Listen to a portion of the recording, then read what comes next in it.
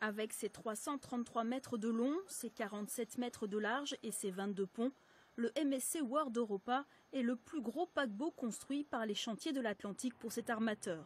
C'est surtout le premier navire à fonctionner au gaz naturel liquéfié, une nouvelle technologie qui permet de réduire de 20% les émissions en CO2 par rapport au moteur au fioul.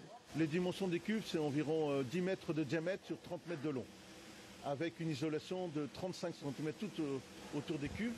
Vous mettez à l'intérieur du gaz à moins 160 degrés. Il faut qu'il reste le plus longtemps possible en phase liquide pour alimenter. Donc on peut comparer ça à une bouteille thermo qu'on utilise pour aller faire du camping, par exemple. La construction de ce nouveau géant des mers représente un futur plus écologique pour les bateaux de croisière, souvent pointés du doigt pour leurs émissions polluantes.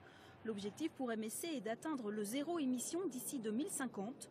Ce premier bateau propulsé au gaz est un début et il a fallu adapter la structure du navire pour stocker les 4000 mètres cubes de gaz.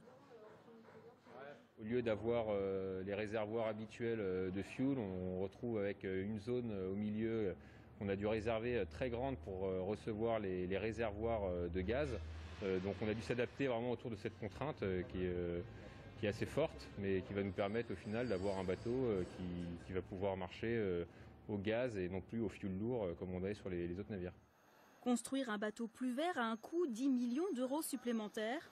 Encore en chantier, le MSC World Europa, avec sa poupe inédite en forme de Y et ses 2600 cabines, sera livré à l'automne. Il servira d'hôtel flottant pendant la Coupe du Monde de foot au Qatar. Son jumeau, construit à côté, le MSC Euribia, devrait prendre la mer, lui, au printemps 2023.